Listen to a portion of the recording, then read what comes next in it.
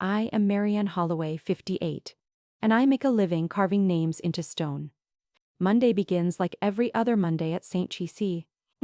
Restfield memorials. Damp grass sticking to my shoes. The hiss of sprinklers ticking down the far row.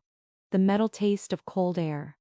I carry the goat hair brush in one hand, a thermos of black coffee in the other, and the small marble chip I keep in my coat pocket taps against my thigh when I walk. I don't know why I kept that chip all these years, just a thumbnail of white veined with gray.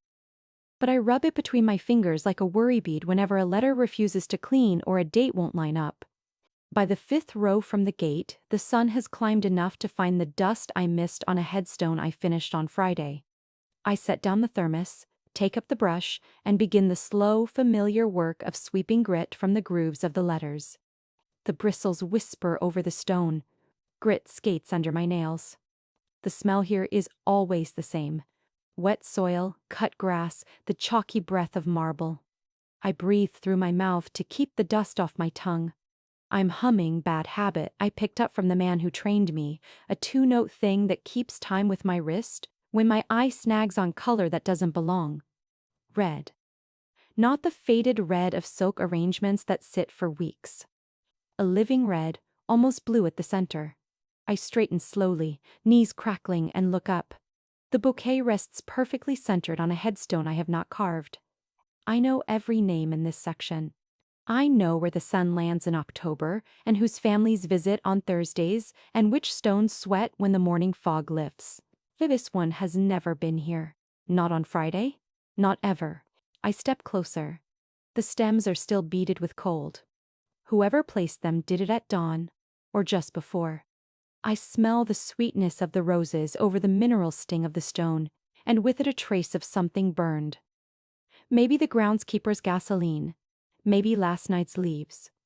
I tell myself I am curious, not afraid. That's what I always tell myself when the ground feels less solid than it looks. Then I read the name. Marianne Holloway, 1967-2224, beloved mother. Never forgotten. The brush falls out of my hand.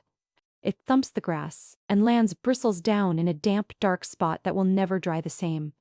I reach for the headstone because there is a part of the body that seeks proof even when the mind is certain, and the proof is cold. The marble is not a mock-up, not a sign. It has weight. It has polish. It has the faint rasp that only fresh sandblasting leaves when your fingertips drift over the serif of an R. The font is mine. The spacing is mine. The shallow grace of the N.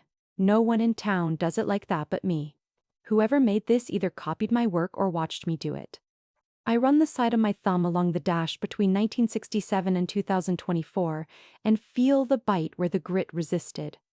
I have been fighting that exact bite my whole career. I don't say anything at first. Words feel useless in the open air, and there is no one to hear them. The sprinklers shut off with a cough. A crow rakes the silence with a sound that makes me think of bottle caps. The gate clanks as it swings a little in the breeze. All of it feels far away, like I've stepped a fraction of an inch out of my life and into a copy where the color is wrong. I don't sit. I don't pray. I look for a card. There is no envelope tucked in the roses, no ribbon with a name. Only a plain strip of florist tape and the scent of petals bruised by careful fingers. I bend, and my knee pops in a way my doctor has been quietly warning me about. When I straighten, something inside my chest has moved. It isn't pain. It is a small, decisive shift, like a drawer closing. Earl?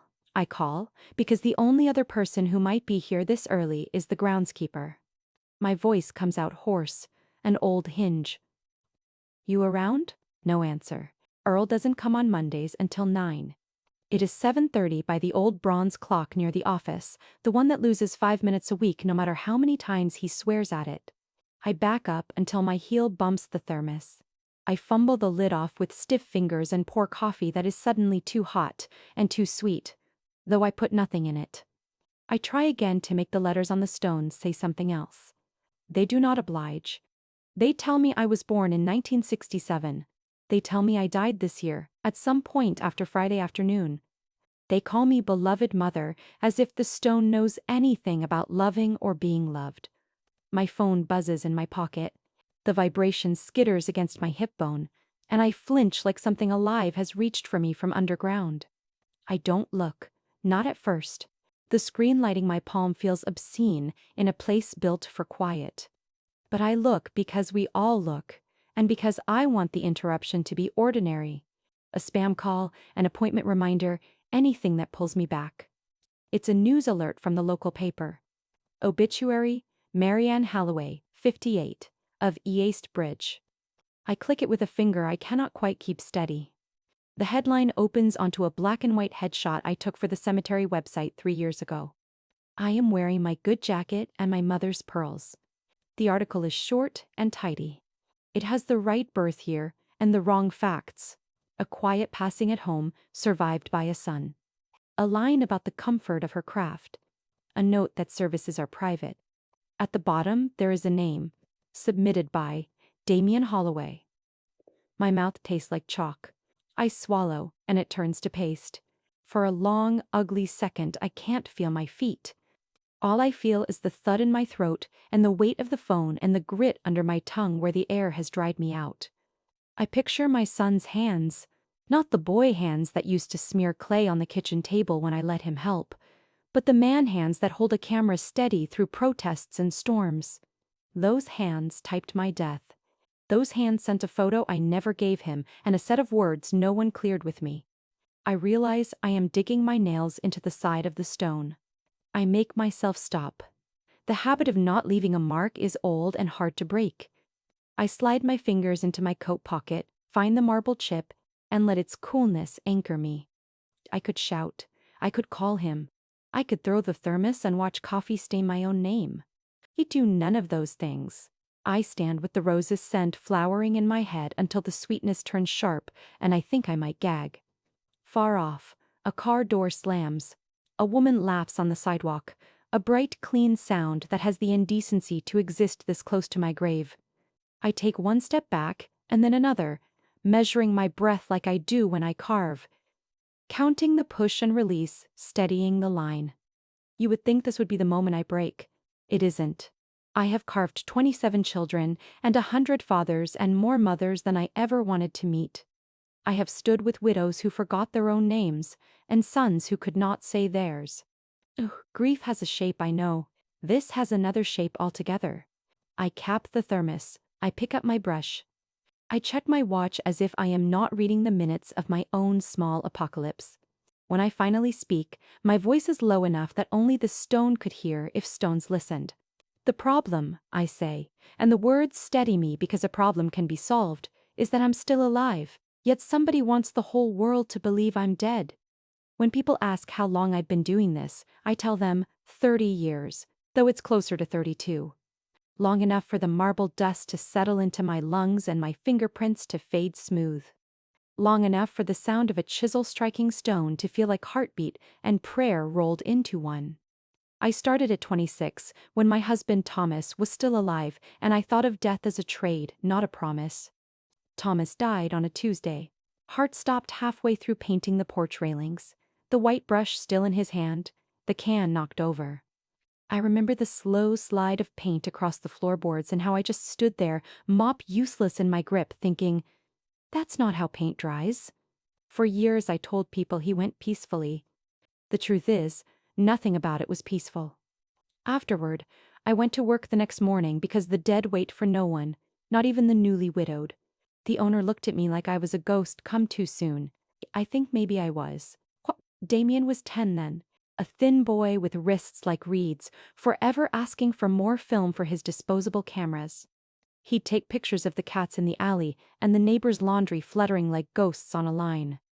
At the funeral, he took a photo of his father's coffin and hid it in his coat. I found it years later when I was folding his laundry before he left for college.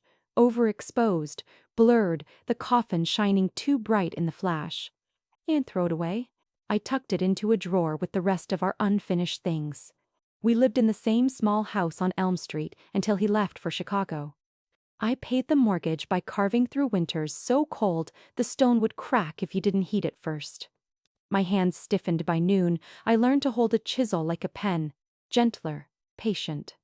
There's money in death if you're the one writing the names, but it isn't steady. Some months I made less than the florist who tied ribbons on my work. Still, I never let Damien see the bills. He got his allowance, his field trips, his birthday cakes with names piped in cursive. When he was accepted into Columbia for photography, I cried over the letter like it was an apology from the universe. I sent him $200 every month during school. Later, when his freelance jobs came and went, I sent more. 500, sometimes 1,000. Once, when he broke his ankle on assignment, I paid the hospital invoice myself. $872, due on receipt. I remember because the number still sits in my head like a small pebble you can't spit out. When he said he needed a camera, a real one, Ma, not the kind you get on eBay, I drained my savings. The Leica M6, body only, $2,800 before tax. I kept the receipt, folded in half in my jewelry box beside my wedding ring. He promised to pay me back when the work starts rolling. It never did. Every transfer I sent him felt like one more name carved off my own future, but I kept sending, telling myself what I told him since he was a boy. You will never have to touch cold stone the way I do. Sometimes I think I meant it as a blessing. Sometimes it sounds like a curse. The little marble chip in my pocket came from Thomas's headstone, the first one I carved start to finish on my own. I'd kept the leftover corner of the slab, the part the saw sliced off when I cut the vase. It's smooth from years of being rubbed between my fingers. People assume I carry it because I miss him, but that isn't quite true. I carry it to remind myself what permanence feels like. In a world where words can be deleted, edited, or spoken over, a carved name stays put. Even weather can't argue with it. Yet a stone remembers. Maybe that's why I stayed in the trade. Maybe I was afraid that if I stopped carving, I'd vanish. Another unmarked thing in a field of polished lies. Every hammer strike is a record that I was here, breathing dust and doing something that outlasts me. When Damien visited rarely, once or twice a year, he'd flinch at the smell of the workshop. "Please, smells like death, Ma." I'd laugh and hand him a sandwich. "Smells like dinner to me." He hated that joke, said I was too comfortable with the morbid. What else could I be? You can't spend your life carving names and not start seeing the poetry in it. Sometimes I'd look at a headstone and think, someone loved this person enough to buy forever. Other times I'd look at my own reflection in the polished granite and wonder what it would cost for someone to do the same for me. The town knows me as the quiet widow with steady hands. They don't know about the nights I lay awake listening for Damien's messages, for the clicks of his camera through the phone when he sent me photos of protests and flood zones and faces of people he swore would change the world. He said he wanted to show truth. I thought I was helping him chase it. I didn't see the distance growing between what he saw and what I believed was real. Money was never the argument, silence was. He'd go months without calling. When he did, it was quick. "Hey Ma, you good? Can you spot me a bit? Promise it's the last time." I'd say yes, even when it wasn't. It's strange how love can feel like a debt that compounds with every interest payment of guilt. When he turned 30, I mailed him a letter with a check and a note. "You don't owe me anything. Just send me a photo of something beautiful." Anything. He never replied, but 6 months later a print arrived. A child holding a candle at a vigil. No message. I framed it anyway. In the quiet hours of the cemetery, when the fog sits low and the birds haven't started yet, I talk to the stones. I tell them who I am, what day it is, what I'm working on. I talk to Thomas. Sometimes I talk to Damien too, though he's still breathing somewhere hundreds of miles away. It's easier that way, when the dead listen better than the living. I suppose I should have noticed the signs earlier, the missed calls, the polite but distant emails from assistants, managing his schedule, the way his photographs shifted from documenting others to obsessively framing his own reflection. He once told a reporter he learned composition from his mother, a woman who sees death as art. The article called me enigmatic. I clicked it out and pinned it in my shop, proud and uneasy all at once. Now, standing over my own grave, I think back to that line. A woman who sees death as art. Maybe he was already rehearsing this, already sketching the outline of my obituary, testing how my name looked in print. I know I sound bitter. I'm not, or not exactly. Mostly, I'm tired. 32 years of smoothing other people's endings leaves you with a kind of practiced calm. Still, when I think of him, my boy who used to crawl under my workbench and fall asleep to the sound of chisel on stone, I feel something twist in my chest. Love doesn't disappear. It just fossilizes, turns dense and unyielding, like the marble I carry. People think the craft is about patience, but it's really about restraint. You remove everything that isn't meant to be there, and what's left tells the story. That's what I did with my life, too chiseled away what didn't fit. The anger, the need, the noise. All that remained was the work. And him. Sometimes, late at night, I turn the marble chip in my hand and whisper to no one. They say stone holds the names of the dead. But me? I press the cool edge against my pulse. I carve to keep myself from fading. And for a moment, the dust in the air catches the light just right, and I almost believe it's enough. It rained the day I carved my first stone alone. Not the soft kind of rain that rinses the air clean, but the kind that comes in sideways, needling through your sleeves, finding the crack in your collar. The yard was empty except for me and the half-finished headstone under a sheet of canvas. I remember the noise, the hiss of water on metal, the steady clink of my chisel, thunder rolling somewhere past the river. The inscription was simple: forever loved. 2 words I'd traced a dozen times on paper before daring to touch the stone. My gloves were soaked through, the leather slick against my palm, and I was terrified the chisel would slip. Each tap echoed like a heartbeat. When I finally lifted the cloth, the letters gleamed darker than the rain, perfect and still. That night, I came home dripping and shaking, my hands raw from the cold. Thomas laughed when he saw me. "You look like you wrestled a tomb." "In a way, I did," I told him. "But I won." We didn't have much then. The house was barely held together by paint, and the roof leaked in 2 places. Damien was 6, all knees and questions. He'd sit at the kitchen table drawing castles and dragons while I copied epitaphs into my notebook, testing different scripts. One evening he looked up from his crayons and asked, "Mama, when you die, who's gonna carve your name?" I laughed, thinking it was a child's morbid curiosity. "Maybe you will, if you still remember my name by then."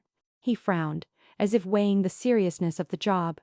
"I'll make it fancy," he said, "with little stars." "Stars?" "Yeah. So people know you liked the sky." He said it so matter-of-factly that I didn't have the heart to tell him I'd never liked the sky much. It always seemed too big, too empty. But that night, I dreamed of a sky filled with marble stars, each one holding a name I'd carved. Years later, when he started school, we'd spend afternoons in the diner across from my workshop.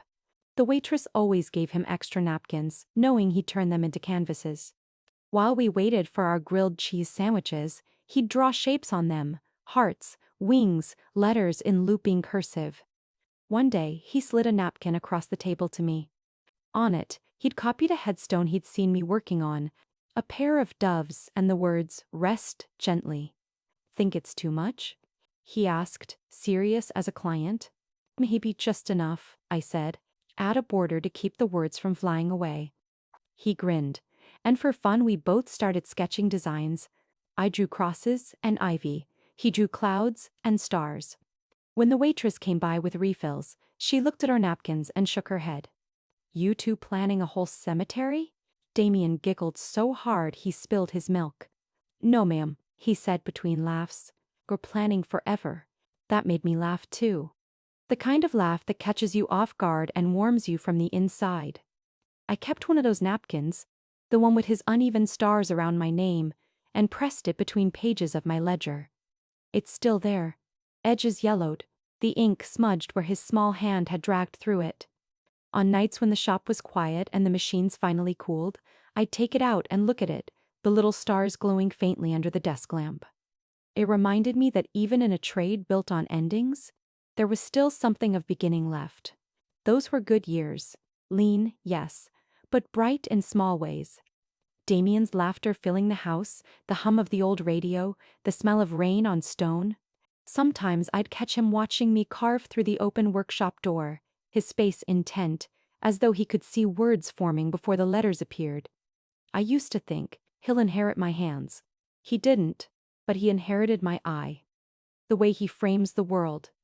Now, standing here decades later, I can still feel the rain of that first day running down my neck, hear his small voice asking about my name, see those napkin stars trembling in the light. Back then, I thought memory was something that faded. I know better now. Memory carves deeper than any chisel ever could. A month before I found the grave, a package arrived at my door. No return address, no sender, just a small cardboard box wrapped too neatly in brown paper. The kind of care people use when they're afraid of being recognized. It was early evening. The light had gone the color of weak tea. I brought it into the kitchen, set it on the table beside the kettle, and slit the tape with the edge of a chisel. Old habits die hard. Inside was tissue paper the color of parchment and the faint, powdery smell of roses. When I pulled it back, the stems rattled softly against one another, and a cloud of dried petals fell onto the table like rust-colored snow. 12 roses, perfectly dried, tied together with a white satin ribbon. The bow was neat, too neat, as if someone had practiced it many times before getting it right. Nothing. No card, no handwriting, not even the florist's label. Only the ribbon itself, stamped in silver foil letters, "Until we meet again." I read the words aloud, half expecting my voice to change them, but they stayed the same. At first, I thought someone had mixed up their addresses. One of those modern errors where grief goes astray in the mail. I checked the box again. My name was handwritten on the label, the ink slightly smudged but legible. Ms. Marianne Holloway, 1227 Elm Street. Not a mistake. I stared at the flowers a long while. The petals were brittle but still held color, as if they'd been dried with care, maybe by pressing. Whoever sent them knew how to preserve beauty past its expiration. It should have comforted me, but it didn't. I took one stem out and turned it in the light. A petal broke off and drifted down onto the table. It made no sound when it landed, just a small shadow. That night, I called the only florist in town. The owner, a woman named Ruth who'd been arranging sympathy bouquets since I started carving headstones, answered on the third ring. "Ruth, it's Marianne. Did you send something my way?" She chuckled. "Honey, unless you're dead, no." "Why?" I told her about the roses, the ribbon, the message. There was a pause. Then, softly, "I'd remember if I printed that phrase. That's a funeral ribbon. We don't keep those words in stock anymore. Too morbid, people say. Until we meet again?" From the old hymn. Used to be popular in the 90s. "You want me to check the order log?" "He got a bother," I said. It's probably nothing." But after we hung up, I didn't throw the flowers away. I carried them to the workshop and set them on the workbench beside my tools, next to the marble chip I always kept there. The chip caught the lamplight like it always did, smooth, milky, a small moon. Against it, the roses looked like something from another world. Old dust and silence. I told myself they'd make a good reference for a memorial design someday. But the truth is, I couldn't bring myself to move them. For days after that, the scent clung to the room. Not fresh, but faintly sweet, like old perfume on a sweater you forgot to wash. Every time I bent over a stone, I could smell it, feel the dry whisper of petals in the air. I began to imagine the delivery in my head. A man in a postal uniform, whistling as he drops the box on my step. Or maybe not a man at all. Maybe Damien, back from one of his vanishing trips, leaving the package quietly, just to remind me he was still out there. It would be his kind of joke. He once mailed me a photograph of an empty chair titled Absence 3. When I called to ask what it meant, he said, "It's about you, Ma." About waiting. The thought made me smile then. It didn't. It didn't. By the end of the week, the roses had become part of the workshop, their dry leaves mingling with stone dust, the ribbon curling at the edges. The words, "Until we meet again," shimmered faintly whenever the light shifted. I started brushing past them without noticing. But sometimes, when I caught my reflection in the glossy surface of a new headstone, I'd see the bouquet behind me, perfectly still, like a warning I hadn't yet learned how to read. On the last night of that month, I sat at my workbench long after closing, tracing new names into the ledger. When I reached to turn off the lamp, my fingers brushed the marble chip, then the ribbon. Static prickled up my arm. For a second, the air felt heavy, thick enough to hold breath. I told myself it was only fatigue, the kind that comes from carving too many hours, too many endings. I turned off the light and left the shop, not noticing that one rose had slipped loose from the bundle and rolled toward the edge of the table, its stem pointing straight at the door. The next morning when I came back, it was gone. The morning of the memorial started like every other community event at St. Restfield. A folding table of paper cups, weak coffee in silver urns, and a local choir shivering through amazing grace under a tent that flapped in the wind. October light fell thin and colorless across the stones. I wore my work coat, still dusted with marble powder, because it felt wrong to dress up for grief. Every fall the town held a Remembrance Day for families who couldn't afford private services. I donated engraving for the small plaques. It was the one part of my job that felt almost merciful. Reporters came sometimes, the same few who wrote about high school games and missing pets. I smiled for the cameras, nodded to the pastor, poured myself coffee that tasted of tin. The new intern from the funeral home, a boy too young to understand silence, was handing out programs when he froze in front of me. "Mrs. Holloway," he said, voice careful. "You might want to see this." He held up the Eastbridge Gazette, folded open to the obituary page. My name leapt out before he spoke another word. At first I thought it was a cruel coincidence. Someone else, same name. But there was the photo, my own face, cropped from the workshop's website, pearls at my throat, smile slightly too tight. Underneath, neat black type, Mary Ann Holloway, 58. Master stone carver, beloved mother, passed peacefully at home on September 24, 2024. The paragraph below read like every other obituary I'd ever formatted for clients. Known for her artistry, kindness, and devotion to her son, Damien Holloway, award-winning photographer. And at the bottom, the line that turned my stomach to ice, submitted by Damien Holloway. My first reaction wasn't anger, it was something colder, emptier. A hollow opening in my chest where disbelief tried to live. The paper trembled, coffee sloshed onto my boots. I could hear the choir finishing the verse. "I once was lost, but now am found," and it struck me how absurdly wrong that sounded. Ruth, my coworker and oldest friend, stepped beside me, whispering, "Mary Ann? What on earth?" I showed her the page. Her mouth opened, then closed again. "Maybe it's a mistake," she said. I wanted to agree. "A misprint," I murmured. "Someone typed the wrong name." But no one accidentally types your son's name as next of kin. The pastor was calling my name then. Mrs. Holloway will now say a few words about craftsmanship and remembrance. For a heartbeat, I thought about walking up there, holding up the paper and shouting, "You've buried the wrong woman." Instead, I handed the sheet to Ruth, wiped my hands on my coat, and forced my feet forward. The crowd blurred into one gray smear of faces. "Good morning," I heard myself say into the microphone. "We carve these stones to keep names from being forgotten." My voice sounded steady, almost gentle. I didn't mention that mine had already been claimed. When the speeches ended, I slipped away behind the tent. My phone was buzzing in my pocket. Text messages from clients, a missed call from the bank, and one short message from an unknown number. "I hope they got your dates right." I read it twice. The air tasted of iron and rain. Back in the office, I spread the newspaper flat on my desk. The print ink bled slightly under my fingertips. My reflection in the window looked like the photo in the article. The same tired eyes, the same practiced smile. I thought about the bouquet of dried roses still sitting in my workshop, the silver letters on the ribbon. Until we meet again. The gift hadn't been a mistake after all. It had been notice. I called his number. Right to voicemail.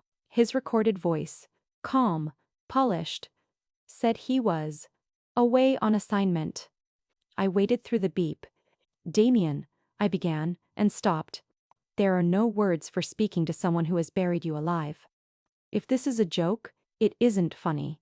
If it's art, it's cruelty. I hung up before my voice broke. Outside, the last of the mourners were leaving. Ruth tapped on the door, holding my coat. "You okay, hun?" I folded the newspaper, slid it into my bag. "Depends on what you mean by okay."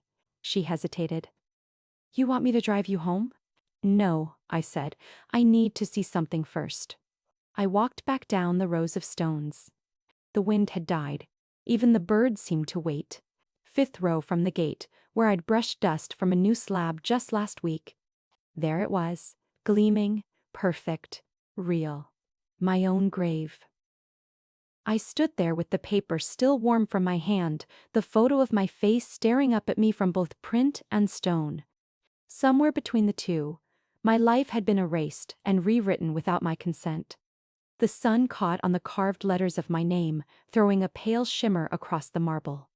For years I'd told clients that light makes the engraving come alive. Watching it now, I felt the truth turn against me. I reached out, traced the dash between 1967-2024. The same shallow cut I'd used for every family who ever came to me, begging for permanence. My own dash, carved clean. The line between the woman I was and the ghost someone wanted me to become. I whispered, half to the stone, half to the sky, "I've carved my name for countless souls, but I never imagined my own son would be the one to carve my death." I sat at the kitchen table long after dark, the newspaper folded to the page where my name was printed beneath the headline, "Beloved Mother." The air had gone still, the kind of stillness that hums in your ears until you realize it's not the world that's silent, it's you. The phone sat in front of me, screen lit with Damien's number. I pressed call for the fourth time that day. Straight to voicemail, lint voice. "This is Damien. Leave it brief." I left it brief. "It's your mother. I'd like to discuss my death." No response. I tried again at midnight, more out of stubbornness than hope. The line rang once, then a click. This time I heard background noise, traffic, distant laughter, maybe a bar. He didn't speak. Neither did I. I waited until the silence between us turned thick, until I could almost hear his breathing. Then the call dropped. At 2 a.m, my inbox chimed. Subject line, "Let it go." "Mom, don't call again. Kinis, Dad," saidn't personal. "I only did what was necessary to claim the life insurance. You weren't using it anyway. Don't interfere and no one gets hurt. Consider it administrative. D. Administrative." As if killing someone on paper were a matter of filing cabinets and forms. I read the message 3 times, each line colder than the one before it. I didn't cry. I wanted to, but the tears refused. Instead, I felt an odd calm slide into place, like a lid sealing over something boiling. I placed the phone on the table, picked up my thermos, and took a sip of coffee that had gone cold hours ago. It tasted of metal and burnt sugar. "Administrative?" I whispered, letting the word roll off my tongue. "Yes, that's all I am now. A policy number." For years I'd been sending him money every month, direct transfers titled "Support," because love felt too heavy to type into a bank form. Tuition, rent, cameras, plane tickets. Now I imagined every dollar turning into a shovelful of dirt he'd used to bury me. My hand shook as I logged into the bank.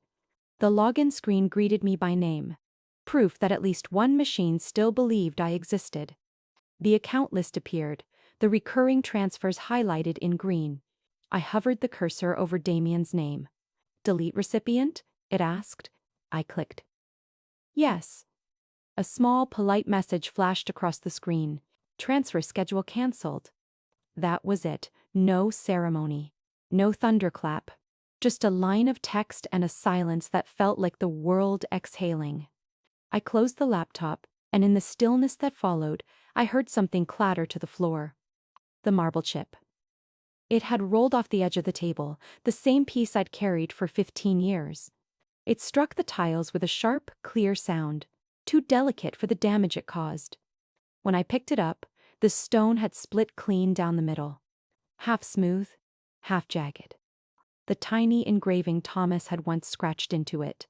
Love was sheared through the center, leaving only low. I held both pieces in my palm, their edges biting into my skin. It seemed fitting. Love had always been something I carried until it broke. I set the pieces side by side on the table, but they no longer fit together. A sliver of emptiness stayed between them no matter how I turned them. "Fine," I said aloud, my voice flat. "You win the first round, Damien. You can have my money. Fan. You can keep my obituary, but you don't get to finish me." I went to the cabinet where I kept my legal papers, pulled out the folder labeled Estate. My handwriting on the envelope looked foreign now. Too neat, too trusting.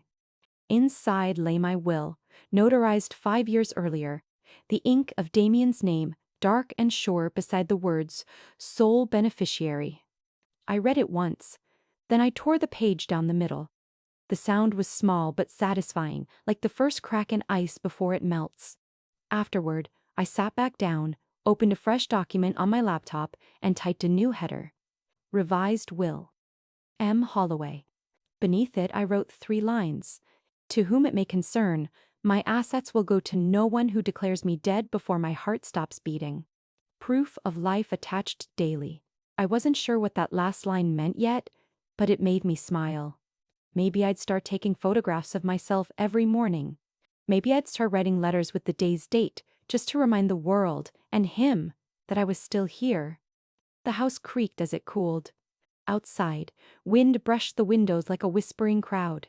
For the first time in years, I noticed how loud silence could be when you stripped it of company. I walked to the mirror in the hallway. The woman looking back at me was not the one from the obituary. She looked alive, tired, yes, but alive. Lines deepened around the eyes, the kind carved by grief and grit, not age.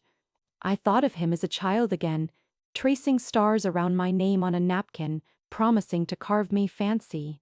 Somewhere along the way, the stars had turned into gravestones. I whispered to my reflection, "You raised him to see death as art. Maybe you shouldn't be surprised he painted yours." Then louder, steadier, but he forgot who taught him the tools. I returned to the kitchen, swept the broken marble into my palm, and dropped both halves into the metal waste bin. They hit the bottom with a muted clink, 2 hearts finally refusing to fit. Before going to bed, I turned off every light except the one above the table. The glow fell across the empty space where the chip had lain, over the newspaper folded beside it, and over the laptop still open to my new will. On the screen, the cursor blinked like a pulse. I sat there until the coffee turned cold again, then said the words out loud, just to hear them fill the room. All my life, I carved names to keep people from disappearing. Tonight, I carved the first one off my own list. The next morning, the marble bin was empty. I didn't remember taking the pieces out. Maybe I'd done it in my sleep. Maybe some part of me wasn't ready to let go. But as the sun came through the blinds and hit the table, the light fell exactly where the crack had been, thin and bright, like a line drawn between endings and beginnings. That was when I knew the woman who woke up that morning was not the one Damien had buried. For the next 2 weeks, the air in my neighborhood turned strange, thick, watchful, heavy with something I couldn't name. It started small, a mist wave from the mailman, a conversation that went quiet when I stepped outside to water the porch ferns. People had always been kind to me in Eastbridge, in the polite, arm's-length way small towns reserve for widows who mind their own business. Now they watched me the way you watch a curtain move when the window's closed. At the grocery store, Mrs. Larkin from 2 doors down caught sight of me in the dairy aisle and froze, one hand still on a carton of milk. "Lord, Marianne," she stammered, "you gave me a start." "Why?" I asked. She blinked, eyes darting toward the exit. "Oh, nothing, dear. Just, well, you look good." Considering what? She just smiled that brittle smile people save for gravesides and hurried off. By the time I reached the register, 2 other shoppers had their phones out. One pretended to check her list, but her camera was angled right at me. I could see my reflection in the screen. Gray coat, pale face, eyes too bright. For a moment, I wondered if I really did look like someone who belonged on the other side of a headstone. That night, someone left a bouquet on my porch, fresh lilies this time, white and wide open, the scent thick as syrup. No note. I stared at them until the streetlights flickered on, then carried them to the garbage bin. The sound of petals hitting plastic felt like a small betrayal. The whispers grew louder after that. I'd hear them through the hedges when neighbors walked their dogs. Ti. In heap, ba. Yi, chi. Ah, chi. Chi, I, chi. Ma, n, ma. Cheat. Poor woman, one man said, not even bothering to lower his voice. She's still living in that house like nothing happened. She should move on, another replied. It's not healthy. I wanted to shout that I was moving on, that I was breathing, eating, paying bills, existing. But there's no convincing people once they've decided you're gone. The living prefer their ghosts obedient and quiet. Then, one evening, as I sat in my workshop sketching new lettering patterns, my phone buzzed. The name on the screen made my stomach tighten. Damien. A text short enough to fit in a breath. Don't ruin what I'm building. Cemeteries need stories too. I stared at the words until they blurred. What I'm building. The phrase stuck like grit under the skin. He wasn't just documenting me. He was constructing something. A narrative. A myth. I typed back, "You're using me." The bubbles pulsed for a second, then vanished. No reply. That night, I opened his website. Like a Taishid changed. New images. A trailer link titled, "The Hollow Woman." I clicked. The screen filled with black and white footage of tombstones gleaming in rain. My own voice, stolen from an old interview, played over it, saying, "Names don't die if you carve them deep enough." Then came a close-up of my workshop. Empty, dust dancing in sunlight, and a single line of narration in Damien's calm, documentary voice. This is where she worked, where she believed art could keep her alive. The trailer ended on my gravestone, camera tilting slowly up from the carved letters to the sky. Text faded in. A film by Damien Holloway. My coffee went cold in my hands. The email about the insurance, the obituary, the silence. Now it all fit. He was using my supposed death as his masterpiece. A living woman turned into his most convincing ghost. I sat there for a long time, the hum of the refrigerator, the only sound. The marble dust on the counter shimmered under the weak light. Outside, rain began to fall again, soft but relentless, tapping against the window like fingertips. When I finally stood, my legs felt unsteady but not weak, more like the tremor before a fault line breaks. I walked to the window and looked out at the yard, the puddles reflecting the streetlight like open eyes. Somewhere in the distance, a dog barked, short and sharp, then stopped. I whispered to the empty room, "If he wants a ghost, I'll show him what one can do." The phone buzzed once more on the table, a final notification from the trailer's comment section, in memory of the artist's mother, whose spirit still haunts her work. I read it twice, then shut the phone off. The screen went black, my reflection caught in it, half shadow, half light. The calm that followed wasn't peace. It was the still air before a storm tears open the sky. I booked the earliest flight I could afford and left the cemetery with the marble chip cradled in my palm like an accusation. The chip had been sitting loose in my pocket since the night I'd split it in two. Now the two halves lay wrapped in a scrap of brown paper in my bag. I told myself I was going to a screening, not a battle. I told myself I'd simply sit in the back, watch, and let the world decide which story it wanted to believe. The plane smelled like recycled coffee and travel cologne. I watched the clouds pass like rows of headstones and imagined them engraved with titles. The artist, the martyr, the mother. People slept around me with mouths slack and small, safe noises. When we landed, the city hit me like a different weather, louder, more impatient. I walked from the curb to the theater with my coat pulled tight and my hat low. People glanced at me in that way.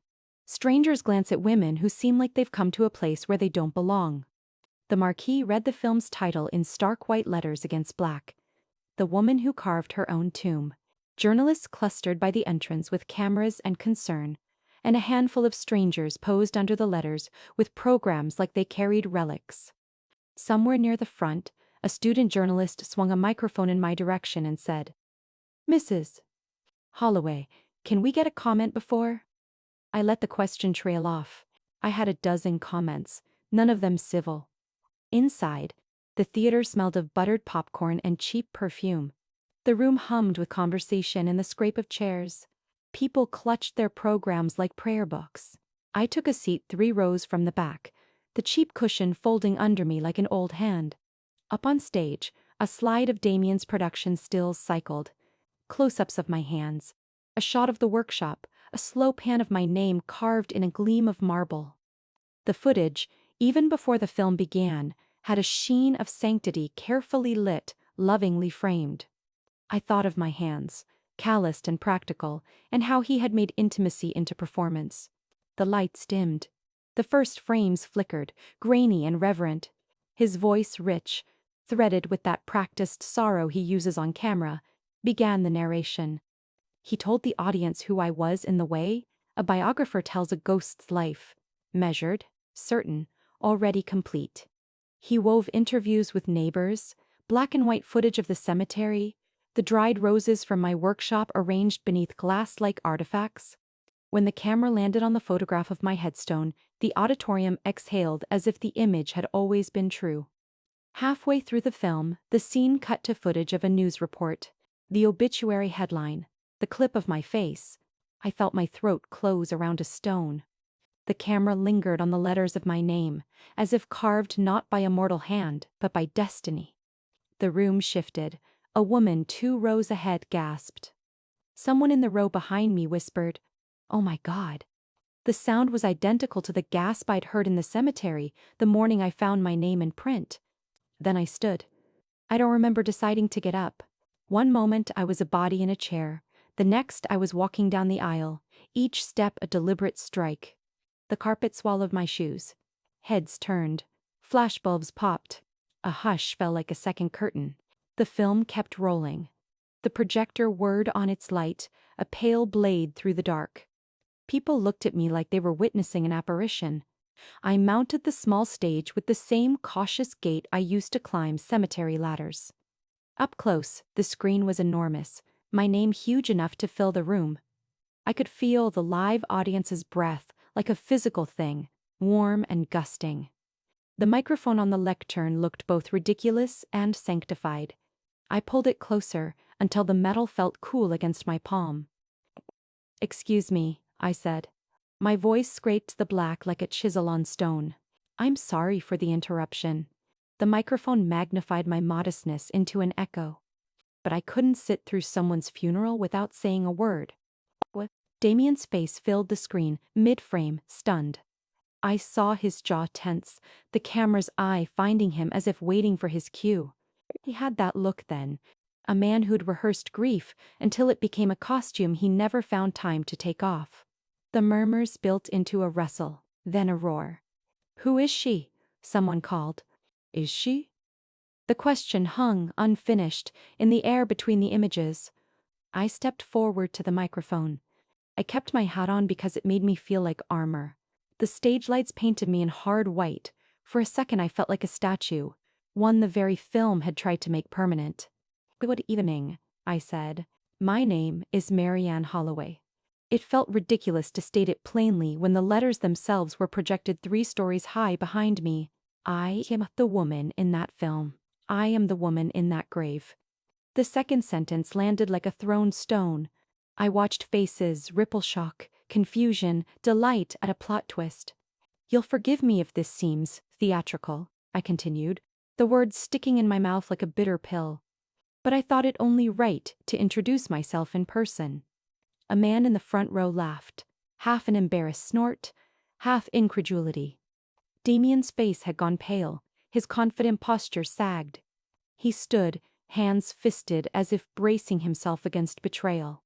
"Ma." His voice was sharp, a blade I recognized from every argument we'd ever had.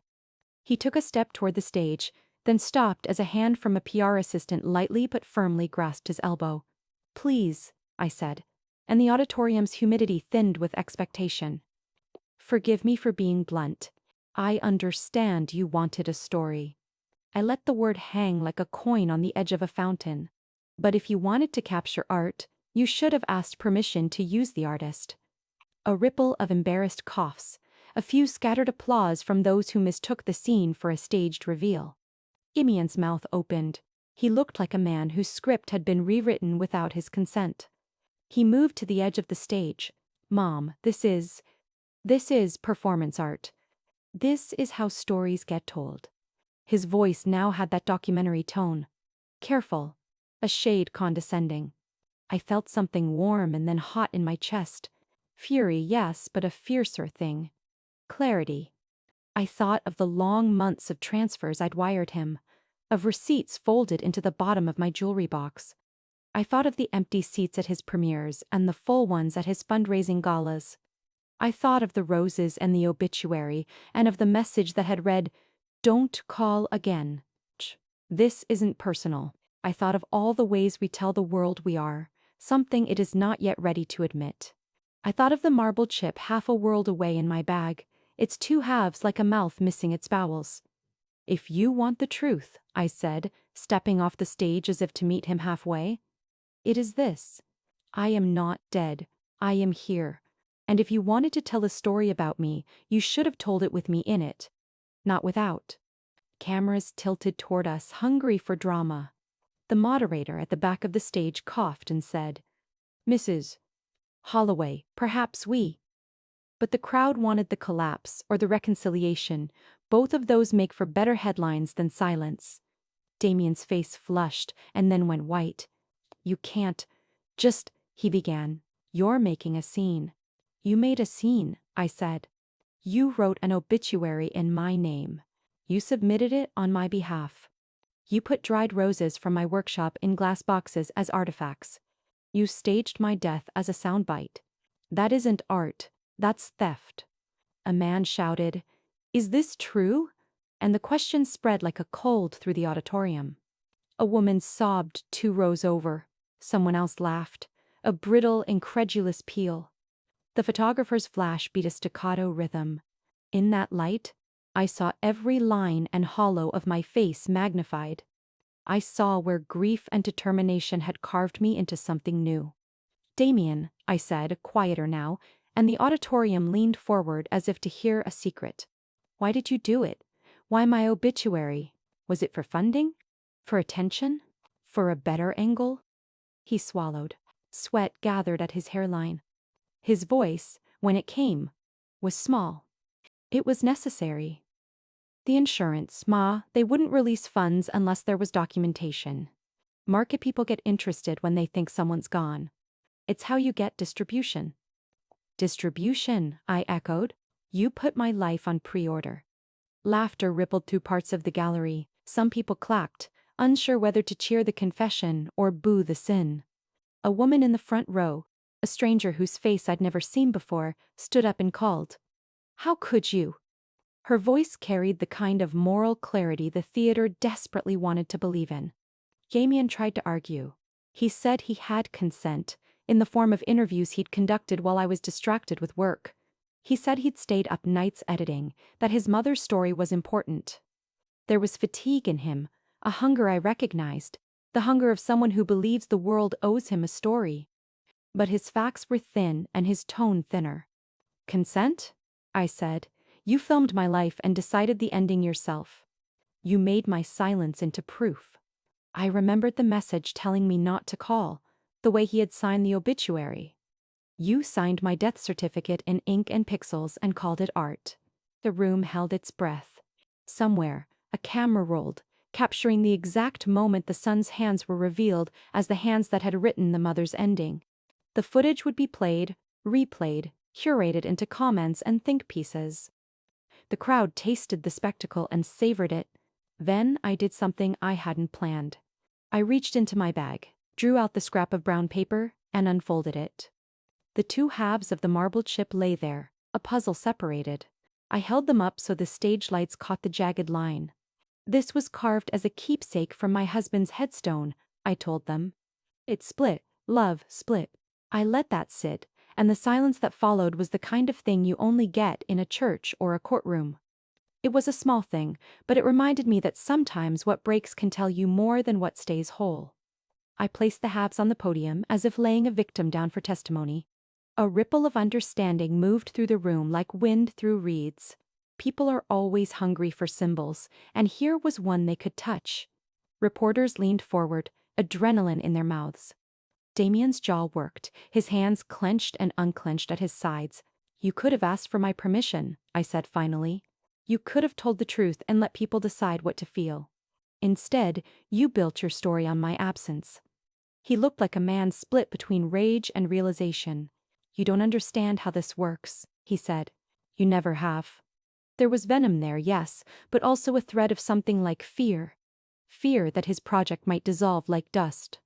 "You taught me everything I know about shaping an ending," I said. "You know what a final sentence looks like. You know how to make grief palatable. Don't try to teach me now how to be quiet in my own story." His face crumpled then, not into contrition, but into the alert of a cornered animal. "You're embarrassing me." His voice cracked on the last word. If embarrassment had sound, it would have been the applause that broke out, nervous, relieved, as if everyone in the room wanted to believe in the very human spectacle of someone being called out. The moderator hurried forward, a hand on Damien's elbow, whispering for calm, for control. Cameras clicked like a second heartbeat. I stepped back from the mic. The projector light bathed my face in a wash that made me look older, truer. I thought of the cemetery, the cold, the brass of the sprinklers, and of every time I had smoothed a stranger's grief into words they could tuck away. I thought of all the names I'd kept safe, and the one name someone had tried to steal. "Damien," I said softly, for him alone now, though the microphone still drank the sound. "Go on. Tell the story you wanted to tell. But if your story needs my death to make it convincing, then perhaps it isn't a story about me at all." He opened his mouth and closed it. Somewhere in the dark, a child began to cry. Weird, small sound out of place, and the film projector chimed like a machine that could be rewound. The audience, which had come for a narrative shaped by the director's hand, now held two contradictory truths: the projected death and the living woman who refused it. I stepped down from the stage the way I had stepped up, deliberately, with a gravity that did not seek permission. As I walked back to my seat, the theater buzzed as if a storm had passed. People whispered into their programs. Phones glowed like inland stars. Somebody called out, "Good for you, Mrs. Holloway." And the theater answered with an uneven, messy chorus of approval. When I sat, my hands were steady. The projector kept rolling, but now its angle of light felt different, revealing dust motes instead of absolutes. I realized then that I had broken something in the air, the neat line between subject and storyteller, and that breaking felt, for the first time in a long while, like beginning. The morning after the premiere, my face was everywhere. Except it wasn't my face anymore. It was the frozen image of me on stage. Mouth open mid-sentence, the microphone tilted, the theater lights bleaching my hair to the color of ash. Someone had paused the video at just the right frame to make me look wild-eyed and unhinged. The headlines came next. "Local artist interrupts son's film in delusional outburst. The Hollow Woman returns." But is she well? Even the East Bridge Gazette, the same paper that had printed my obituary, ran a follow-up with a tone of gentle pity. "Miss Holloway, 58, appears to believe she is alive despite public record suggesting otherwise." I stared at the articles on my laptop, their black letters sharp as chisel marks. Every paragraph was an echo of his version, polished and persuasive. A tragic misunderstanding. A grieving son. A woman unable to accept her own decline. Damien's voice appeared on every platform, calm, measured, the same tone he used in interviews when he spoke about truth and art. In one segment he said, "My mother was always deeply affected by her work. Sometimes she blurred the line between life and the memorials she carved. It's sad, but maybe this project gave her a way to process her own mortality." I watched the clip 3 times. My name on his lips sounded like an epitaph. By noon, my phone started buzzing with messages. Some sympathetic, some curious, most cruel. You should get help, lady. He's haunting her own son now. This has to be staged, right? A publicity stunt? I deleted them one by one until the screen went blank. When I went to the grocery store that afternoon, Mrs. Larkin turned her cart around before reaching my aisle. The cashier, a boy I'd known since he was a toddler, wouldn't meet my eyes. The receipt came without the usual, "Have a good day." At the cemetery, the owner, my old boss, met me at the gate, his face tight. "Marianne, listen," he said, not quite looking at me. "After what happened last night, maybe it's best if you take some time off. Clients are nervous. You understand." "I understand perfectly," I said. "Dead women shouldn't be taking commissions." He flinched. "It's just temporary. Once this blows over." But we both knew it wouldn't blow over. Not when Damien's film was scheduled to release worldwide next month. Not when his narrative, the visionary artist whose grief drove his mother mad, was already too neat to challenge. By the end of the week, 3 clients canceled their orders. One emailed politely, "We've decided to go with another craftsman." "We wish you peace." Peace, the polite word for erasure. I stopped answering calls.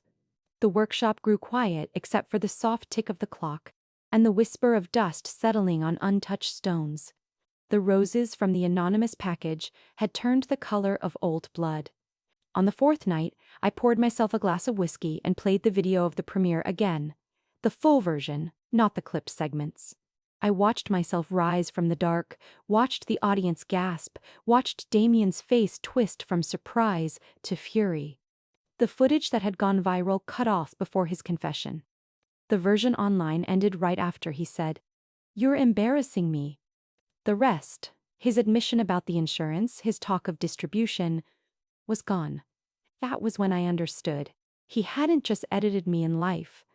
He'd edited me again in death. The air in the workshop felt too thin. I opened the drawer where I kept my files, invoices, contracts, old ledgers, and began to search. Years of paperwork filled the drawers in neat rows. At the very back, under a folder marked personal, I found what I was looking for. The insurance correspondence. Letters. Damien had sent me years ago when he'd convinced me to add his name as beneficiary. There it was, the form he'd mailed for me to sign. My signature at the bottom, smooth and sure. Too smooth. I held it up to the light. I hadn't written that M. The loop was wrong. Higher, tighter, the curl closing in on itself. He'd copied my handwriting. Or maybe traced it. I felt my pulse quicken, steady and strong, a living drum. I began to gather everything. Old emails, receipts from bank transfers, the contract with the insurer. In my notebook, I listed dates, the obituary publication, the delivery of the roses, the film's funding announcement, the fake obituary's submission date. Each line was a chisel mark. I printed screenshots from the bank, showing the recurring transfers I'd canceled. I highlighted the date of Damien's last message. Cemeteries need stories too. Then, as I worked, I opened his website again. A new post glared from the homepage. "Thank you to everyone supporting the woman who carved her own tomb." Despite a disruptive event at the premiere, the project remains a tribute to the fragility of memory and the beauty of letting go. Underneath, a photo, me taken years ago, staring down at a half-finished gravestone, light cutting across my face. The caption read, "She spent her life giving others peace. Now she's found her own." I almost laughed. Peace. Always that word. The comments below were a litany of sympathy and horror. So sad. He's so brave for sharing this story. Grief does strange things to people. Scrolling through them felt like watching strangers write my obituary all over again. I shut the laptop and turned back to the papers. The workshop light cast long shadows over the piles. Contracts, copies, dust.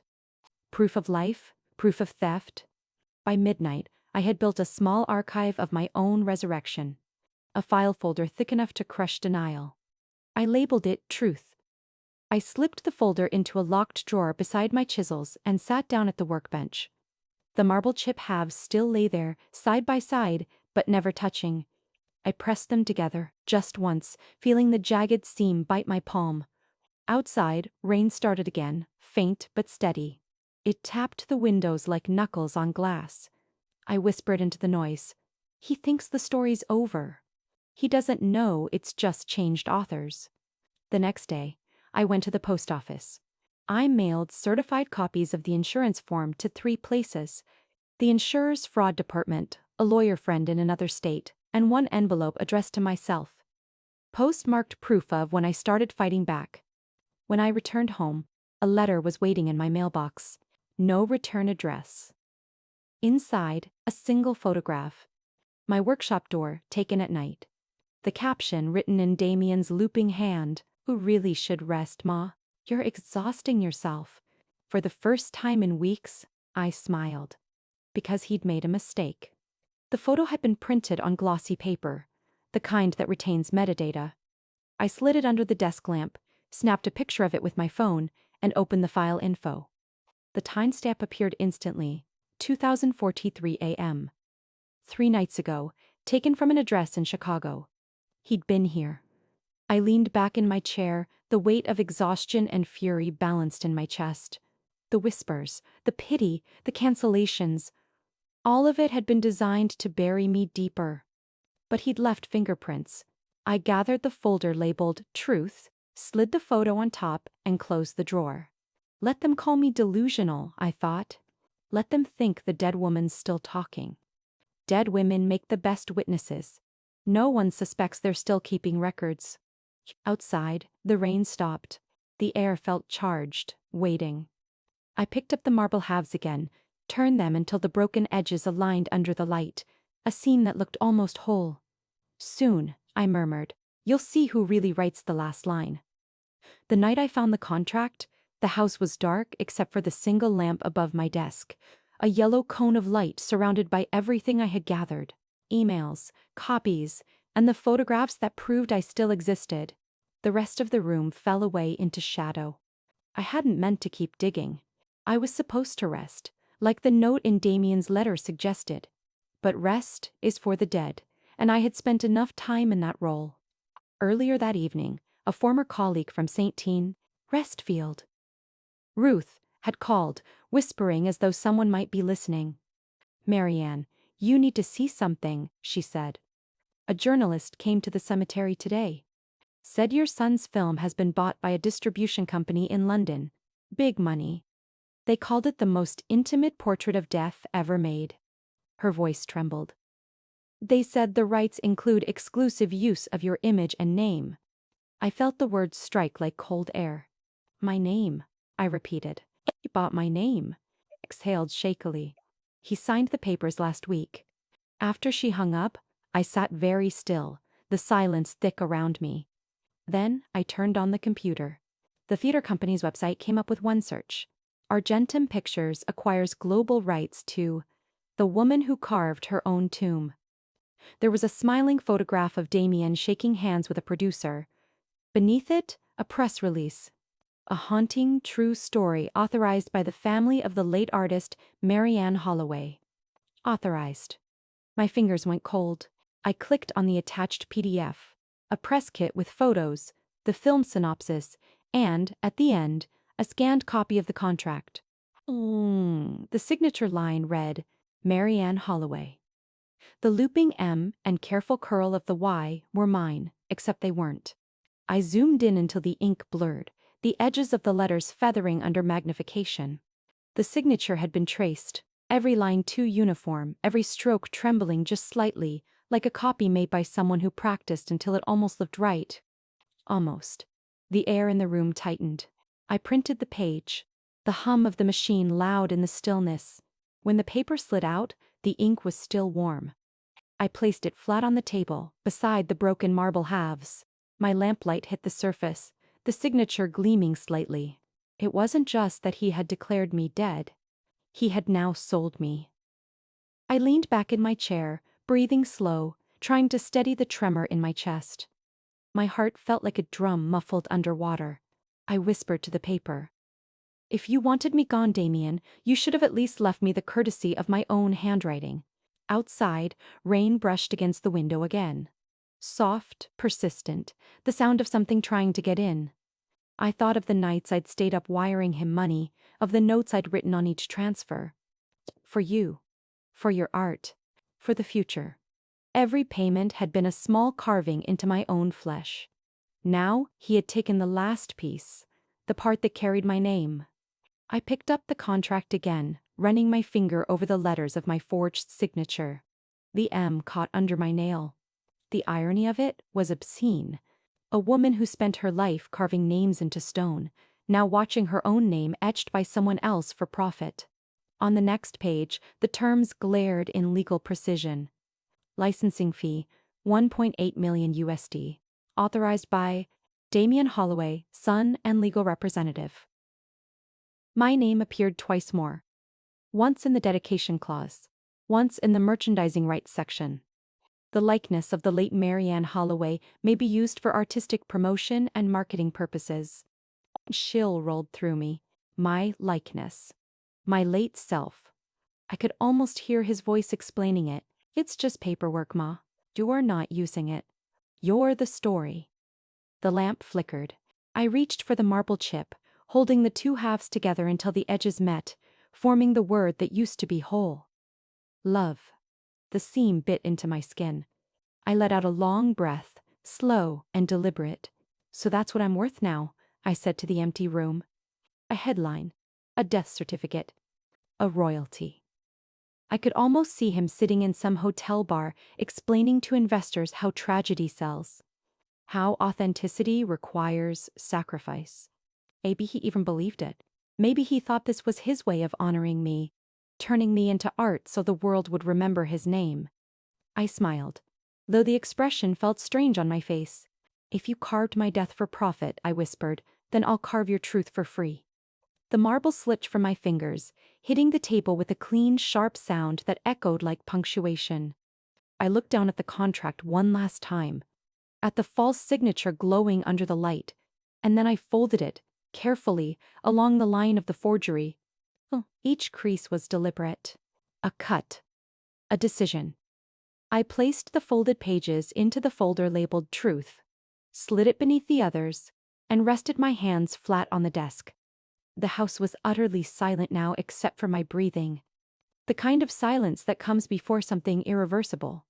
I thought of all the names I had carved over the years, the letters worn smooth by weather and time. Every one of them had once belonged to someone who believed they'd be remembered correctly. And now there was me, a woman who had spent her life engraving other people's endings, watching her own rewritten by her son's ambition. I closed my eyes and pictured the cemetery, row upon row of marble gleaming in moonlight.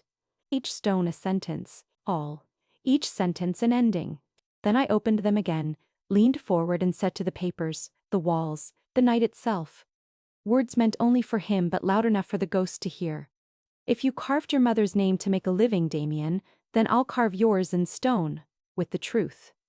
The lamp hummed, steady and bright, and I began to plan where the first strike of my chisel would land. I called Ruth the next morning before I could talk myself out of it. She had always been the practical one at St. Eustast. Restfield. Good with evidence, bad with gossip. When the county coroner's office hired her away as a forensic technician, we'd promised to keep in touch.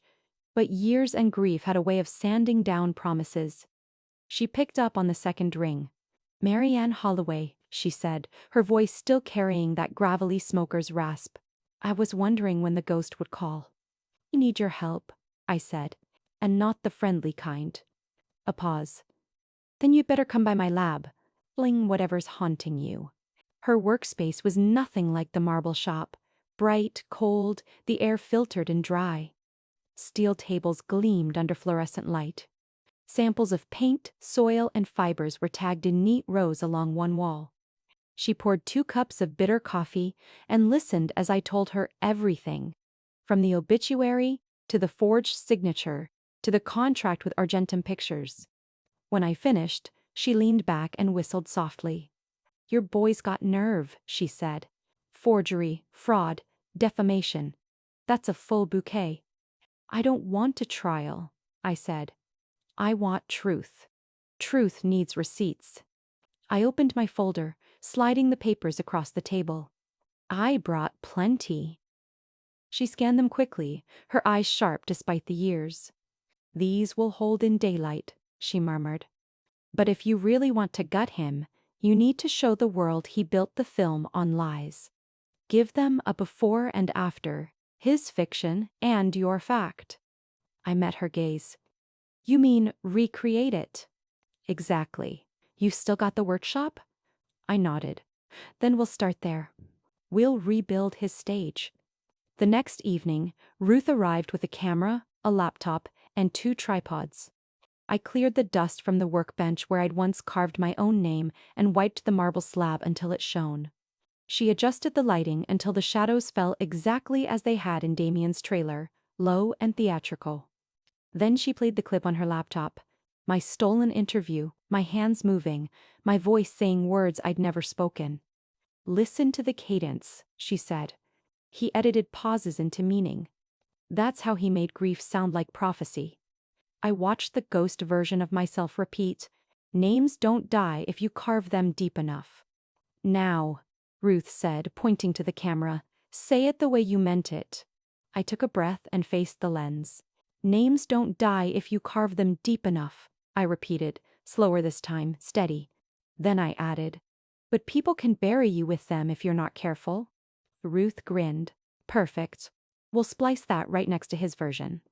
She spent hours examining Damien's footage frame by frame. With each file she pulled metadata, the timestamps, the GPS tags he'd forgotten to scrub, the tiny digital footprints that betrayed where and when he'd filmed. He spliced old footage with new, she muttered. Half of this was shot months after he claimed you died. She printed the data sheets, each line of code a nail in his coffin. It all this timestamp, March 12th. That's the day after your so-called obituary, meaning he faked the timeline. We'll show that first. I watched her work and felt something I hadn't felt in months. Momentum. The air in the workshop changed, no longer heavy with accusation, but humming with purpose. Over the next few nights we rehearsed. Ruth set up lights while I practiced reading excerpts from the forged contract, my voice steady and low. We'd decided on a single take, no cuts, no tricks. Truth, unpolished. She wanted it to look like a deposition, not a performance. Between takes, I practiced the lines Damien had written for me in the film, testing them against my own voice. In his version, I said softly, "Death is the only artist who never misses a stroke." In mine, I looked straight into the camera and answered. And my son tried to sign his name beneath it. Each repetition stripped the fear from my throat. By the 5th night, I could recite his whole narration from memory. The way he bent facts into poetry. The way he replaced my living pulse with silence. Ruth leaned against the counter, arms crossed, watching me rehearse. You've got the cadence now, she said. Not the ghost, the woman. That's what we need. Feels strange, I admitted. Talking to a camera that once killed me. Then make it your witness. She moved the tripod closer. Tomorrow, we record. Then we cut it with his footage, line for line. The metadata will flash at the bottom. People love receipts. I laughed, the sound rough but real. You think anyone will believe me? They'll believe the code, she said. Machines don't lie. People do. That night after she left, I stayed in the workshop. The light from the desk lamp cast a long, golden path across the marble slab. I placed the 2 halves of the broken chip on it, their seam glinting like a scar. In the camera's viewfinder, the pieces looked like continents drifting apart. I pressed record on my phone and whispered, "This is for the record. My name is Marianne Holloway, and I am not dead." Then I rehearsed one last line, my closing, the sentence that would turn his story inside out. I spoke it slowly, tasting each word. If you carve a lie deep enough, it starts to look like truth. But truth is harder stone. It doesn't crack under the chisel. It cracks the hand that holds it. When I finished, I turned off the camera. The silence that followed wasn't heavy anymore. It was the quiet of a storm gathering its shape. I gathered the papers Ruth had printed, stacked them neatly beside the marble halves, and slipped my glasses off. My reflection in the window was faint but alive, the faintest smile pulling at the corner of my mouth. Tomorrow we would begin the recording. Tomorrow, the story would stop being his. I touched the marble once more, cold and solid beneath my palm, and said to the room that had witnessed every version of me, "Let's see how he likes being the one carved in stone." The press conference was supposed to be Damien's victory. It was held at the grand ballroom of the Argentum Hotel, the kind of place with too much marble and too little sincerity. A chandelier glittered above a sea of cameras. Reporters crowded shoulder to shoulder, their flashes already popping before anyone had even spoken. The backdrop was white silk printed with the logo, "The Woman Who Carved Her Own Tomb." World Distribution Announcement. At the center of the stage stood my son.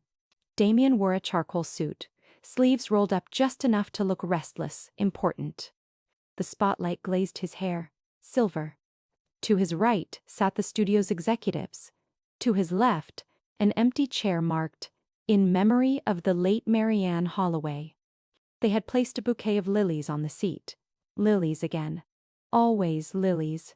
I watched from the back of the room, hat brim low, hands folded around the folder Ruth and I had spent weeks preparing. Inside, the contract with the forged signature, the insurance documents, the metadata, and a USB drive labeled Truth.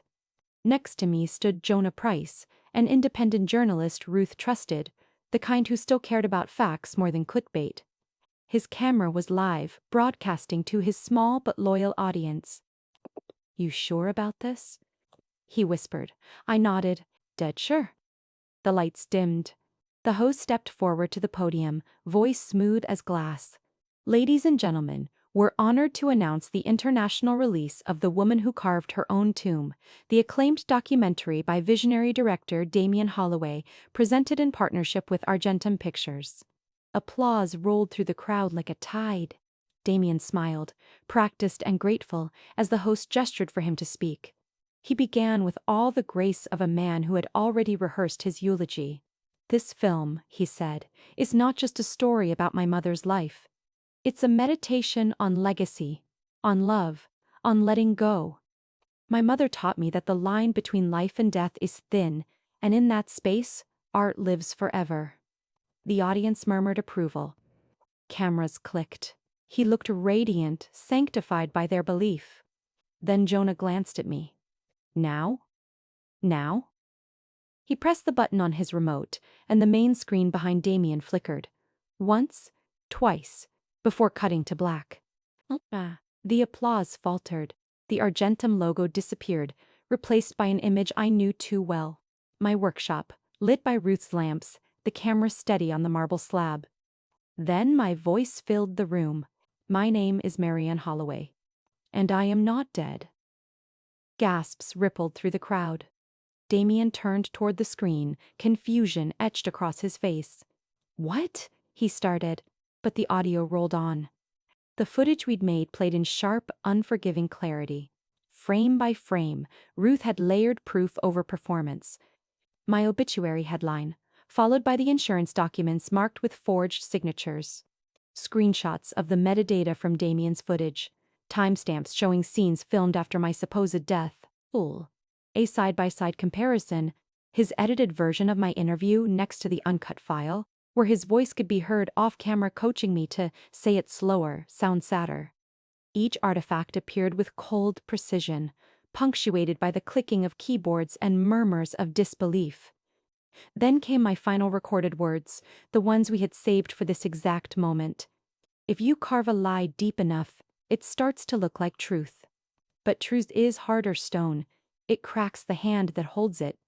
The clip ended on the image of the marble halves forming the word love, the seam bright as lightning. For a heartbeat, the room was silent. Then the noise began. Reporters shouting, cameras flashing, executives whispering frantic damage control. Damien's face drained of color. "Cut it," he barked at the tech crew. "Cut the feed." But Jonah had already locked the projector system into his stream. The clip was broadcasting live across multiple channels, mirrored on social media within minutes. A woman from Argentum, her blazer trembling with panic, snatched a microphone. "We had no knowledge of this," she began, but the crowd drowned her out. "Is this true?" someone shouted. "Did you forge her signature?" another called. Damien turned to me at last, eyes wild. "You shouldn't be here." I stepped forward, removing my hat. The collective gasp that followed was almost physical. Cameras swiveled toward me like sunflowers chasing light. "I think we've already established that I am here," I said. My voice carried easily without the microphone. "And that I'm very much alive." Please," he hissed. "You're making this worse." "No," I said. "I'm making it true." The studio head, red-faced, muttered to his PR handler, "Get her off the stage." But I was already walking down the aisle, slow and steady, my cane tapping the floor in measured rhythm. When I reached the dais, I stopped beside the empty chair with the lilies. I moved the bouquet aside and sat. The gesture drew a ripple of laughter. Nervous, uncertain, but real. Damien's composure cracked. "You've ruined everything," he said through clenched teeth. "You have no idea what you've done." "On the contrary," I said, "forged my name. You profited off my supposed death. You turned your mother into merchandise." "I think I know exactly what you did." The executives were whispering now, eyes darting between us and the press. The woman from Argentum leaned into her microphone, voice brittle. "Our company was not aware of any falsified information. Mr. Holloway assured us the documentation was legitimate." "Of course she blames you," I said, looking at Damien. "The living are never as profitable as the dead." Laughter and murmurs spread like static. He slammed his palm against the table. "You think this makes you noble? You think anyone's going to remember your side? You're a footnote in my career." The camera zoomed in, catching the sweat beading on his forehead, the tremor in his jaw. I stood, slow and deliberate, and faced the crowd. "You're right," I said. "I'm not interested in being remembered. I'm interested in being real." I picked up the microphone the Argentum rep had dropped.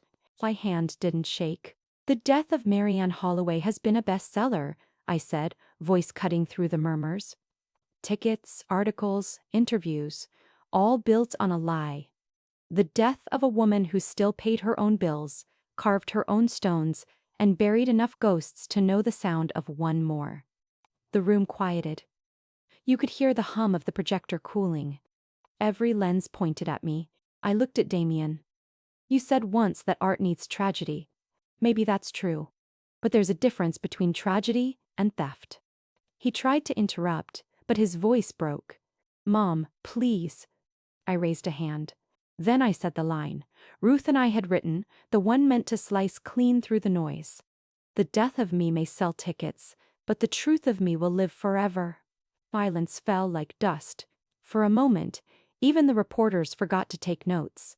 The chandeliers glittered above us like 1,000 eyes. Then Damien shouted, a sound somewhere between rage and grief. "You've destroyed me. You've ruined everything." I turned to him, calm as stone. "No, son," I said quietly. "You just carved your own name beside your mother's on the gravestone." He froze. The words hung between us, heavy as marble. The room exhaled, a low murmur swelling into applause. It started at the back, then spread, uneven but undeniable. The studio heads began gathering their papers, muttering about legal reviews and liability. One of them barked to the press, "This conference is over." But it wasn't. Not yet.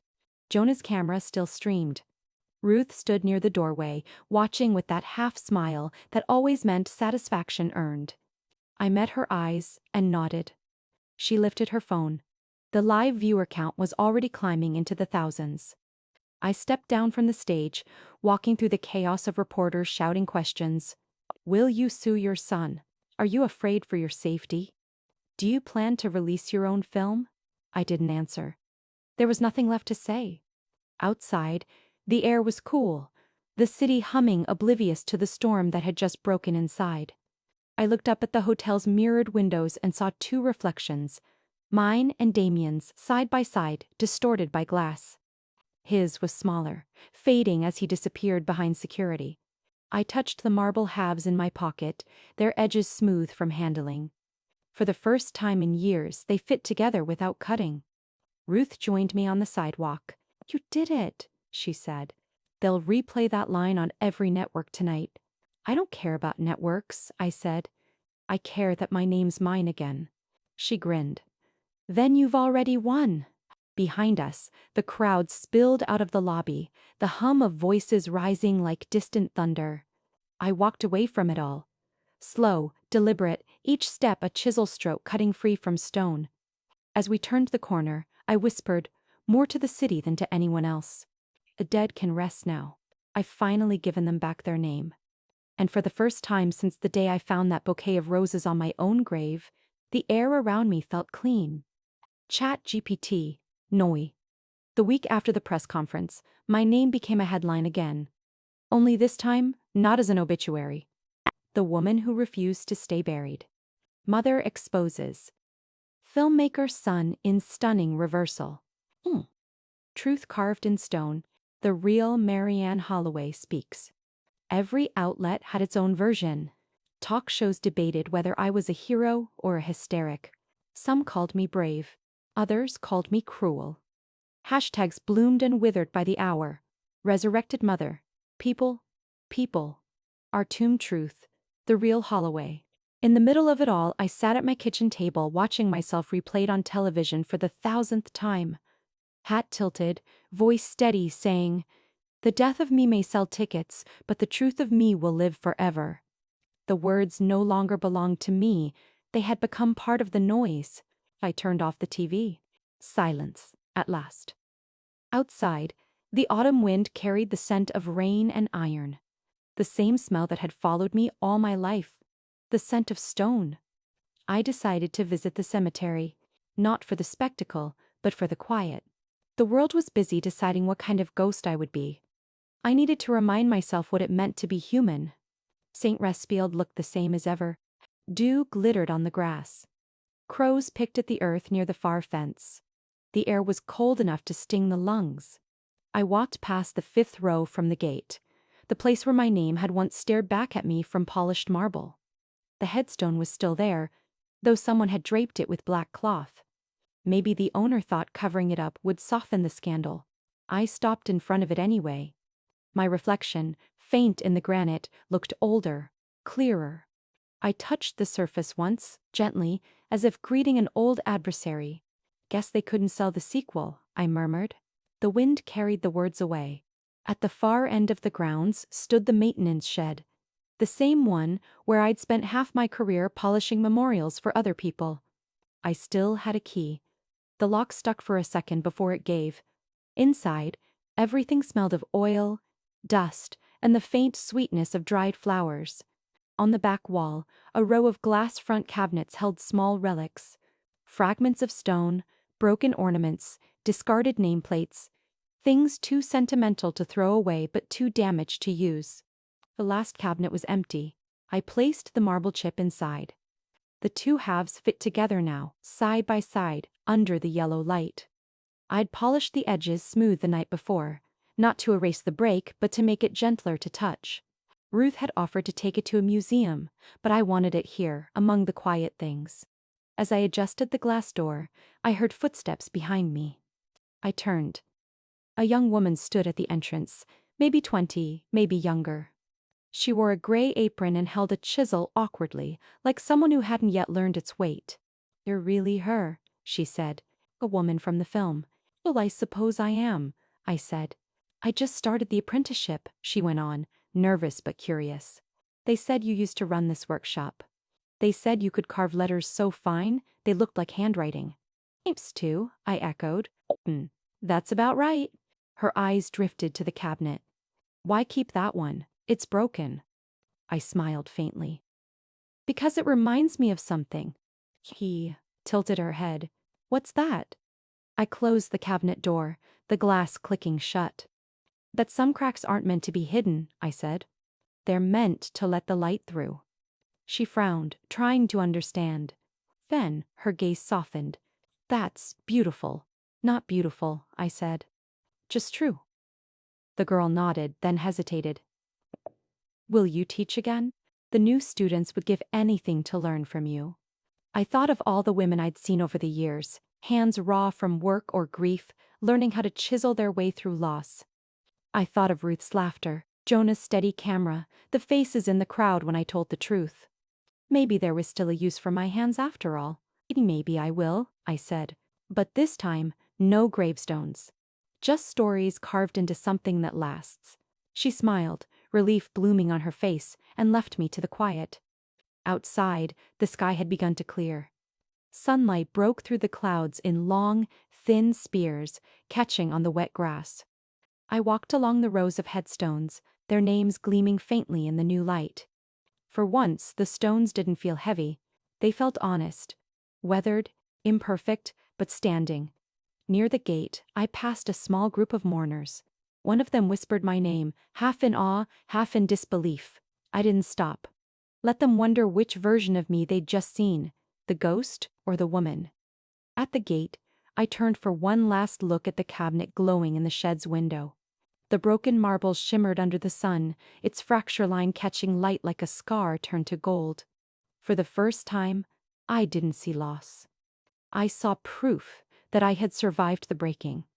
I whispered, to the air, to the boy who would no longer answer, to the world that finally remembered me for the right reason.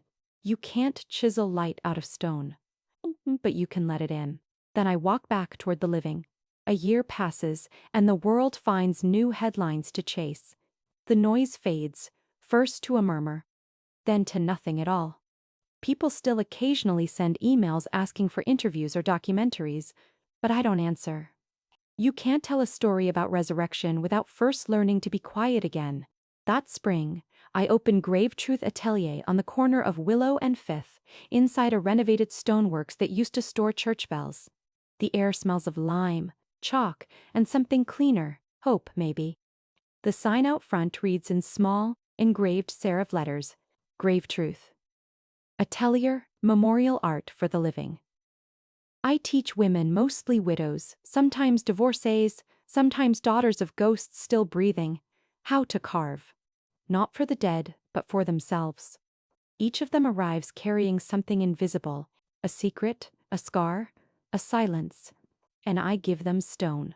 On the first day of every class, I tell them, you're not carving a headstone, you're carving an ending that belongs to you. They look at me like they're not sure if it's permission or punishment. Then the chisels start to move, and by the end of the week, the room hums like a prayer.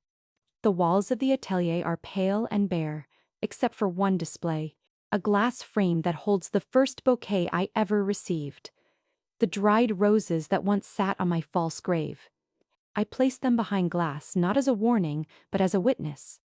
Beneath the roses, etched into a steel plaque, I've written, "For the living who were buried too soon." Visitors always stop in front of it first. They tilt their heads, curious, then nod as if understanding something they can't yet name. I never explain. Some truths don't need translation. Ruth still visits on Fridays, bringing fresh flowers and bad coffee. She helps the women with hand positions and listens more than she speaks. She jokes that the workshop smells better than the morgue. She's right. Jonah sends postcards from wherever his stories take him.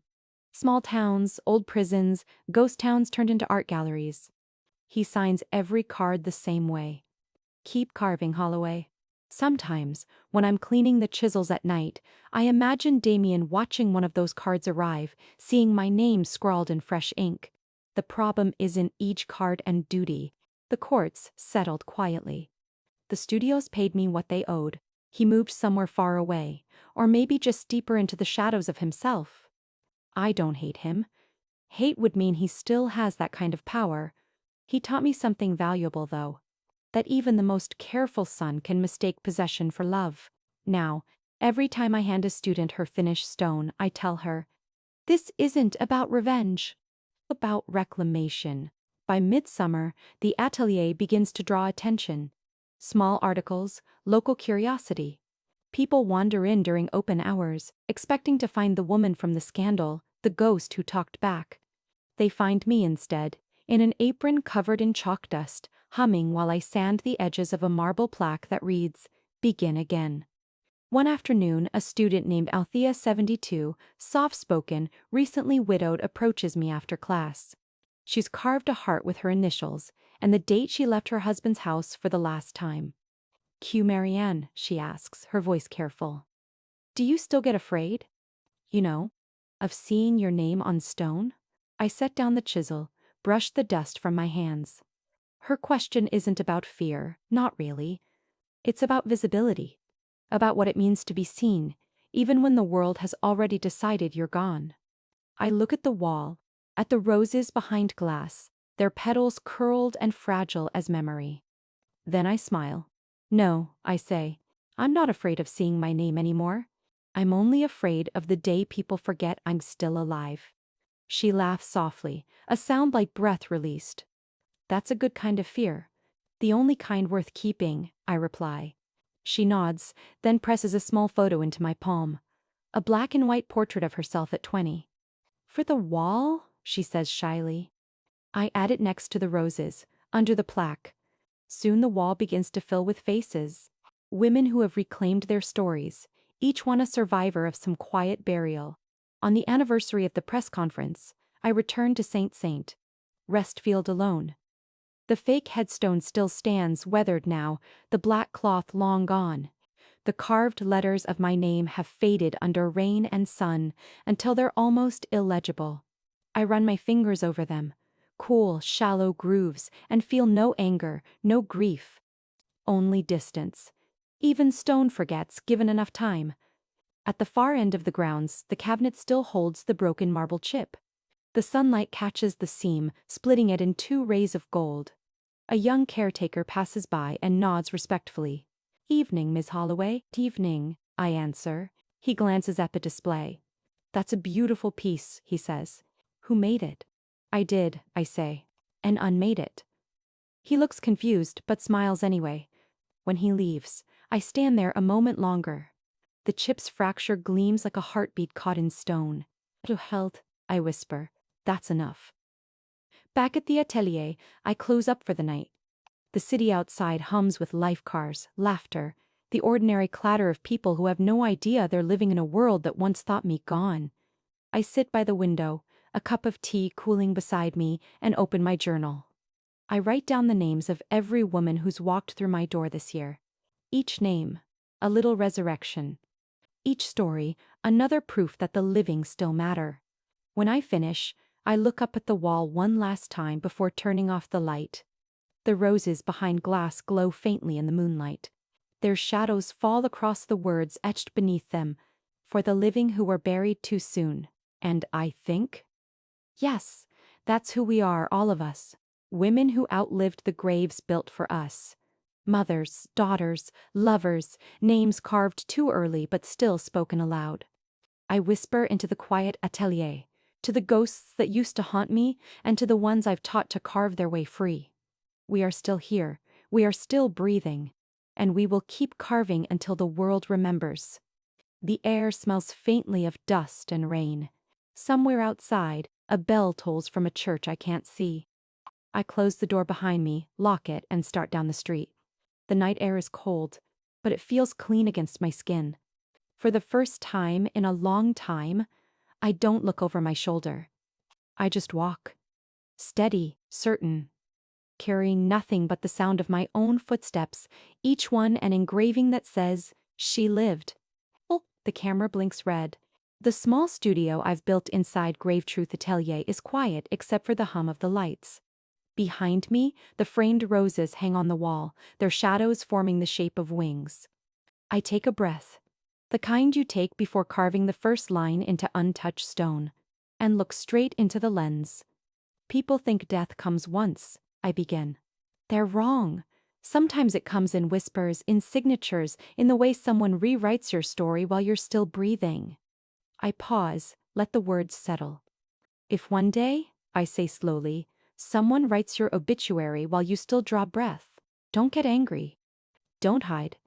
Stand up, find your own pen, and rewrite the last page yourself. Don't wait for permission. Don't wait for an apology. The living don't owe the dead their silence." I can feel the camera catching every flicker in my eyes. Not rage now, but something cleaner. steadier. Freedom. This, I continue, gesturing to the wall of carved names behind me, this is what it means to stay alive. Every woman who walks into this place carves a sentence for the part of herself someone else tried to bury. They chisel, they sweat, they curse, and when the dust clears, they find their pulse again. It's not resurrection, it's reclamation. A pause. I lean closer to the lens, voice dropping just above a whisper. Share this story, I say. Not for me. Share it for the woman still sitting in a silent house, believing the version of herself someone else published. Share it for the ones who've been declared done before they ever got to begin.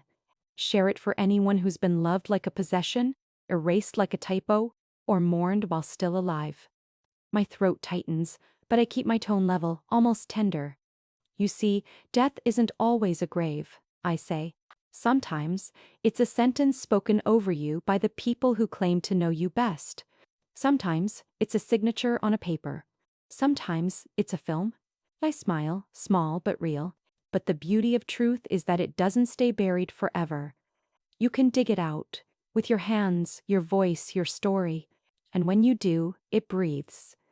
I reach off camera and lift the small glass box that holds the broken marble chip. The seam between its halves gleams under the studio lights. This little piece, I say softly, used to remind me of what was lost. Now it reminds me of what held. Cracks aren't proof of weakness, they're proof that light found a way in. I set it down gently, right beside the lens, so that its reflection gleams faintly in frame. For a long moment, I say nothing. The silence feels alive, like breath between heartbeats. Then I speak the last words, slow, deliberate. Every syllable meant to be carved, not just spoken. My story closes here. But maybe? Just maybe. This is the first grave I've ever filled myself. Not to die in. To be reborn from. I hold the camera's gaze until the red light stops blinking. Oh. And for the first time, there is nothing left to prove. Only the quiet hum of a woman who has written her own ending. And found that it sounds a lot like beginning.